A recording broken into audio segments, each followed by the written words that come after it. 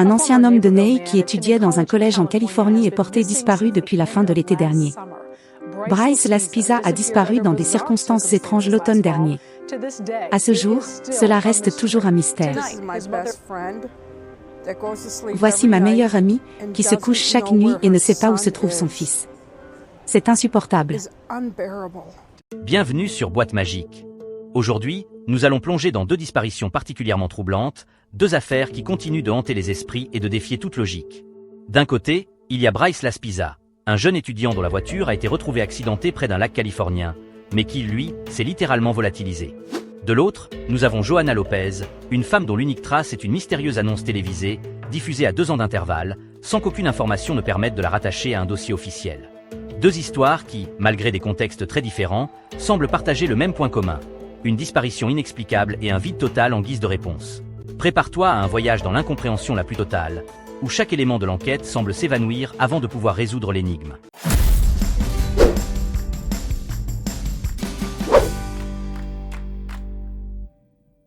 Bryce Laspisa, le voyage sans retour. Bryce Laspisa, 19 ans, est un étudiant à Sierra College, près de Sacramento, en Californie. Il est décrit par sa famille et ses amis comme un garçon sociable, drôle et talentueux. Rien ne semblait laisser présager la série d'événements qui allait se produire à la fin de l'été 2013. Dans les semaines précédant sa disparition, plusieurs personnes notent chez lui un comportement étrange. Il dort peu, paraît nerveux et consomme du Vivance, un stimulant qui peut provoquer des insomnies et un surplus d'anxiété. Il boit aussi davantage, comme s'il cherchait à noyer un mal-être grandissant. Le 29 août 2013, Bryce prend la route pour rendre visite à ses parents à Laguna Niguel, à plus de 700 km de son campus. Jusque-là, rien d'anormal. Sauf que, ce qui devrait prendre quelques heures va se transformer en un périple erratique de plus de 24 heures. À partir de ce moment, la chronologie s'emballe. Ses parents reçoivent des coups de fil de Bryce, qui semble confus, faisant des pauses interminables en bord de route, sans avancer vers sa destination. À 20 heures, la police le localise près de Bakersfield, garé sur le bas-côté. Les agents le trouvent calme, affirment qu'il n'est ni alcoolisé ni sous l'emprise de drogue lourde. Ne pouvant rien faire de plus, ils le laissent repartir. Mais Bryce ne rentre pas chez ses parents. À la place, il s'arrête pendant des heures dans une station-service. L'employé qui lui parle dans la soirée le décrit comme distant, perdu, ne sachant pas trop où aller. C'est seulement vers 2 heures du matin, le 30 août, que Bryce appelle sa mère, lui disant qu'il va bien et qu'il est enfin en route. C'est la dernière fois qu'elle entendra sa voix. Au petit matin, la police retrouve sa voiture près du Castaic Lake, renversée sur le côté. À l'intérieur, se trouve son portefeuille, son téléphone, son ordinateur portable et ses clés. Mais Bryce, lui, est introuvable.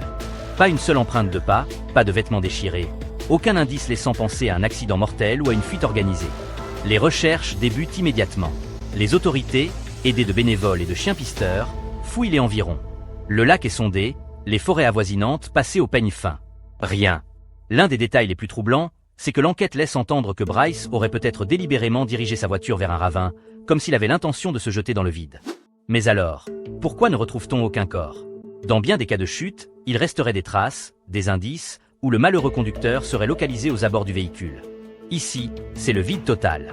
Cette disparition donne lieu à une multitude de théories. Certains pensent que Bryce, déjà en détresse, aurait décidé de tout quitter et de repartir de zéro.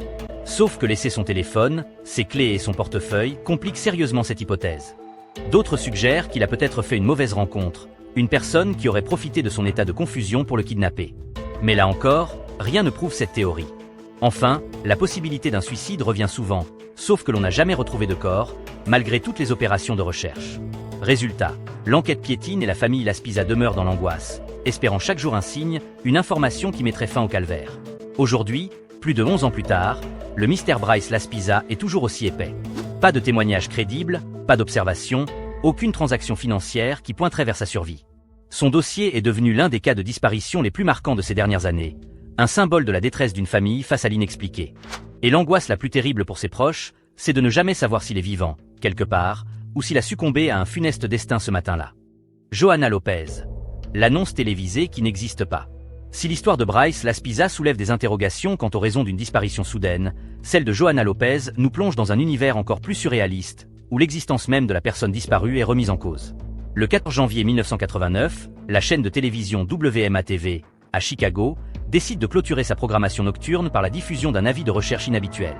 Sur l'écran, une photo en noir et blanc d'une femme nommée Johanna Lopez, accompagnée d'un numéro de téléphone. Aucune voix off, aucune explication, juste un silence inquiétant de 20 secondes, puis l'arrêt des émissions. Les téléspectateurs, interloqués, n'apprennent rien d'autre que ce nom et un visage flou. À l'époque, on pourrait croire qu'il s'agit d'un avis de disparition comme il en existe tant, sauf que le format est inhabituel.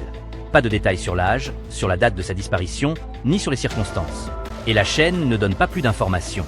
L'histoire aurait pu en rester là si, exactement 2 ans plus tard, le 14 janvier 1991, la même chaîne ne réitérait le même procédé, quasiment à l'identique.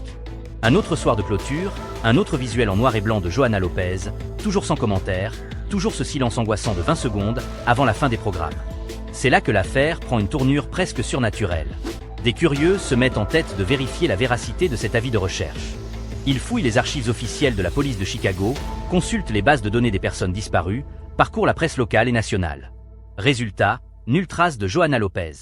Pas un seul bulletin de disparition, pas de note dans un journal, pas de mention dans les registres policiers. C'est le néant absolu. Des internautes passionnés d'affaires non résolues, des détectives amateurs, essaient de téléphoner au numéro diffusé. Aucune réponse.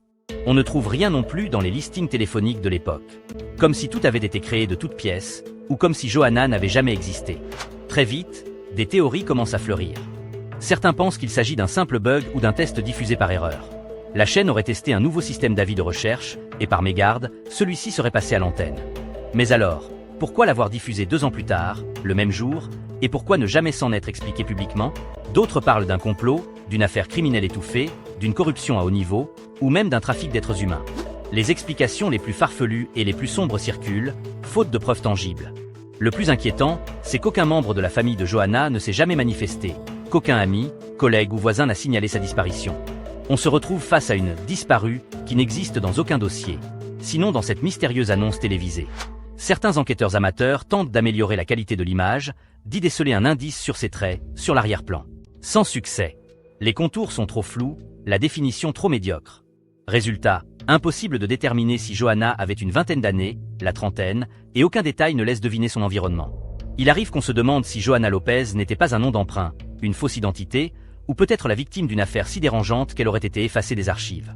Cette thèse alimente les forums et les discussions en ligne depuis des années, mais personne, à ce jour, n'a réussi à prouver quoi que ce soit. Certains vont jusqu'à imaginer une mise en scène, un canular lugubre, ou même un code crypté pour transmettre un message clandestin. Là encore, sans la moindre preuve, on nage dans la spéculation la plus totale. Quoi qu'il en soit, l'impact psychologique de cette séquence est puissant. De nombreux téléspectateurs de l'époque se souviennent de cette image figée, du silence qui régnait, comme si la télévision elle-même était figée dans un cauchemar. Cet effet glaçant, additionné au vide administratif autour de Johanna Lopez, a fait de cette affaire l'une des plus étranges et des plus discutées dans la communauté des passionnés de faits insolites.